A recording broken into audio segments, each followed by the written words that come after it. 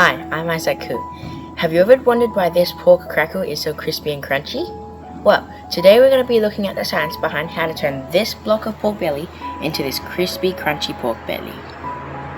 To first understand why the pork crackle is so crunchy, we need to look at the preparation process. First, we need to boil the pork skin for about 1 minute to soften it. After that, we can poke small holes through the skin to create a permeable membrane. Next, I'm applying salt to the skin. Now, why do you think we need this step? Now, this is because we want to draw out moisture from under the pork skin, and this process is called osmosis. Osmosis is the process of drawing out moisture from a semi-permeable membrane by adding something that dehydrates the membrane like salt. By adding salt to the pork rind, it makes the moisture attracted to the salt, and then the moisture will leave the pork rind. After around 5 minutes, the salt has drawn out most of the moisture from the skin. The next important step is to apply vinegar or vodka or lemon juice to the skin. Why do you think we do this? Well, this is because pork skin contains about 30% of a strong and tough protein called collagen. These acidic substances will seep through the holes on the pork skin to weaken the collagen. Now, how do you think I know that these substances are acidic? Well, we can determine whether the ingredients are acidic by determining their pH level. If their pH level is 7, this means that it is neutral. If it is above 7, it is alkaline, and if it is under 7, it is acidic. Now we're going to do an experiment.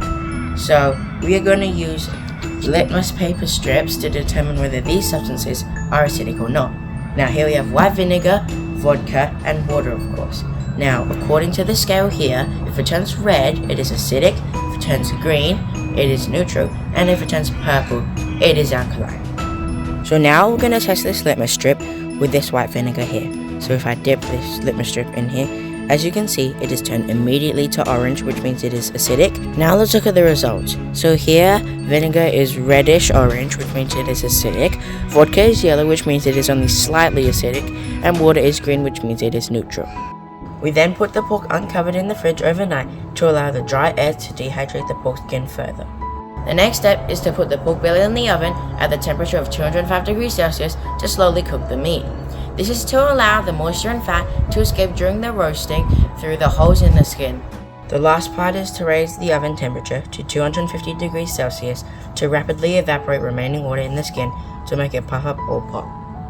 So, in conclusion, to make a crunchy, crispy pork crackling, we need the skin to be completely dry and the collagen to be broken down.